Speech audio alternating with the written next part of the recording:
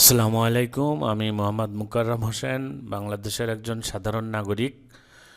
আমি এই গভর্নমেন্ট আসার পর থেকে যে জিনিসটা দেখতেছি সেটা হচ্ছে প্রতিনিয়ত কোনো না কোনো দাবি নিয়ে কিন্তু মানুষ রাজপথে অবস্থান করতেছে এবং পুলিশের একটা ব্যাপক ধরনের রদবদল বা একটা পরিবর্তনের কারণে সেটা কিন্তু ভয়াবহ অবস্থা ধারণ করতেছে। প্রত্যেকটা বিষয় নিয়ে অনেক বড় আন্দোলন, অনেক বড় ম্যাসাকার তৈরি হচ্ছে সারা বাংলাদেশে।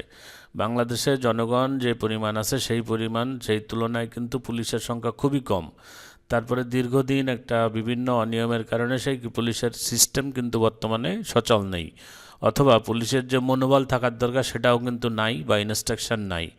এই পরিস্থিতিতে যে গভর্নমেন্ট আছে, ইন্টেরিয়ার গভর্নমেন্ট, সেই গভর্নমেন্টের যে সিদ্ধান্তগুলো হচ্ছে সেটাও জোরালো হচ্ছে না। রাজনৈতিক দলের সাথে মতপার্থক্য বা দূরত্ব বিভিন্ন কারণেই কিন্তু এই দাবি দাবাগুলো আরও বেশি জোরালো আকার ধারণ করতেছে।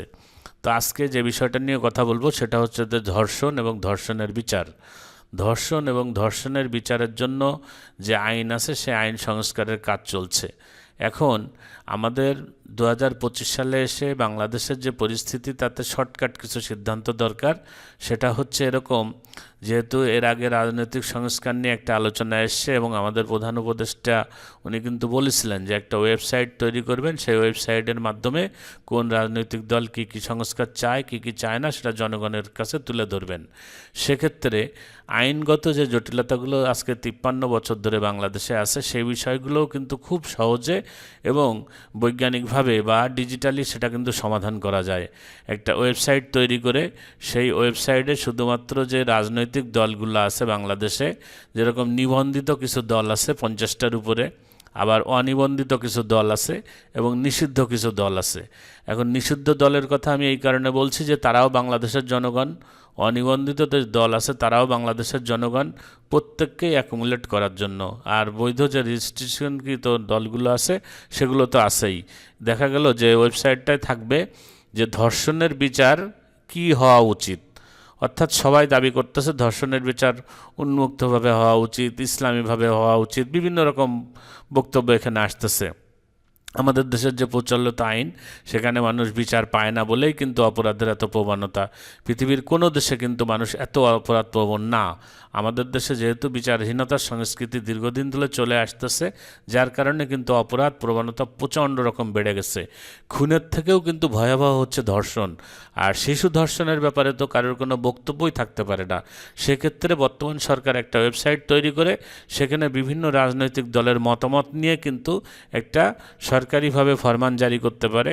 সেই ফরমানটা নির্বাহী আদেশ যেটাকে বলে, সেই নির্বাহী আদেশের ফলে কিন্তু আইন পরিবর্তন করে এবং তারা কিন্তু কাজ করতে পারে। অর্থাৎ 24 ঘন্টার ভিতরে যে বিচারের কথা বলা হচ্ছে, অথবা সর্বোচ্চ শাস্তি মৃত্যুদণ্ডের কথা বলা হচ্ছে, অথবা ওপেন শাস্তি দেওয়ার কথা বলা হচ্ছে, এর যে কোনো একটা অপশন ওখানে উল্লেখ থাকবে এবং রাজনৈতিক দল থেকে প্রত্যেকটা দল সেই দলের মতামত হিসেবে দলের যে মহাসচিব বা প্রেসিডেন্ট সেক্রেটারি আছে সে মতামত দিবে যে হ্যাঁ বা না।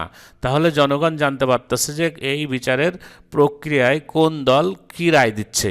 সেই রায়কে, সেই যে মতামত, সেই মতামতের উপর ভিত্তি করে বর্তমান সরকার, কেয়ারটেকার সরকার, যদি তারা একটা নির্বাহী আদেশ দেয়, সেই নির্বাহী আদেশের ফলে যে বিচারটা হবে সেটা কিন্তু জনগণের ভিতরে কোনো প্রশ্ন আসবে না। কারণ বাংলাদেশের জনগণ দ্বিধাবিভক্ত, তারপরেও কিন্তু বাংলাদেশের জনগণ কোনো না কোনো দলের সাথে সম্পৃক্ত, কোনো না কোনো দলের সাথে দলের সমর্থনে আছে। তাহলে যেহেতু দল ভোট দিবে, সেক্ষেত্রে সরকার কিন্তু খুব সহজেই একটা ফরমান জারি করতে পারে। সেই ফরমানের আলোকে কিন্তু বিচার হতে পারে এবং দ্রুত রায় কার্যকর হতে পারে। তাহলে মানুষের এই যে প্রত্যেকটা বিষয় নিয়ে রাজপথে নামা, রাজপথে নেমে রাস্তাঘাট বন্ধ করা, এতে করে সারা পৃথিবীতে আমাদের ভাবমূর্তি নষ্ট হচ্ছে, ব্যবসা বাণিজ্য ক্ষতিগ্রস্ত হচ্ছে এবং মানুষের জীবনযাপনও ক্ষতিগ্রস্ত হচ্ছে, চলাফেরায় বাধাবিঘ্ন সৃষ্টি হচ্ছে এবং পুলিশ এবং যৌথ বাহিনীকে অপ্রয়োজনীয় সময় নষ্ট করতে হচ্ছে। যেরকম ধর্ষণের বিচারের জন্য আজকে ছাত্ররা কেন রাস্তায় নামবে? তাদের তো রাস্তায় নামার কথা না, তারা পড়ালেখা করবে। যদিও আমি ব্যক্তিগতভাবে ছাত্র রাজনীতির বিপক্ষে, অর্থাৎ ছাত্র রাজনীতি কোনো দেশের জন্যই মঙ্গল হতে পারে না বা দেশে ছাত্র রাজনীতি থাকতে পারে না, সেটা নিয়ে আরেকদিন কথা বলবো। কিন্তু আজকে যে দাবি নিয়ে, ধর্ষণের বিচার নিয়ে যে রাজপথে মানুষ নামতেছে, এটা সরকার চাইলে 5 মিনিটের ভিতরে স্টপ করে দিতে পারে। অর্থাৎ এরকম যে সামনে ইস্যুগুলো আছে, বড় বড় ইস্যুগুলো যখনই আসবে, যখনই মানুষ কোনো বিষয়ে আলোচনা করবে, চাবে, বলবে, তাদের দাবি দাবা পেশ করবে, সেটার উপরে সর্বদলীয় একটা ভোট নেওয়া যেতে পারে। সেই ভোটের এগেনস্টে একটা ফরমান জারি করা যেতে পারে।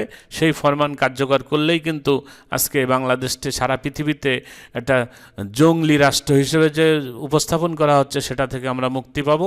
এবং পৃথিবীতে বিভিন্ন দেশে আমাদের 100 কোটির উপরে প্রবাসী রয়েছে, তারাও কিন্তু সেখানে নিগৃহীত হচ্ছে, মান সম্মান যাচ্ছে এবং বাংলাদেশের ভাবমূর্তি সারা পৃথিবীতেই কিন্তু নষ্ট হচ্ছে। এ বিষয়টা যদি আমার এই ভিডিও কোনো সেই লেভেলের কারোর সম্মুখে আসবে কিনা আমি জানি না, বাট আমার যারা দর্শক আছেন কেউ যদি দেখে থাকেন আপনাদের মতামত কি অবশ্যই কমেন্টসে জানাবেন। আগামীতে অন্য কোনো বিষয় নিয়ে আবার কথা বলবো। সবাই ভালো থাকবেন, ভালো রাখবেন আশেপাশের মানুষকে। আল্লাহ হাফেজ। আজকের মতন এ পর্যন্তই। ধন্যবাদ সবাইকে।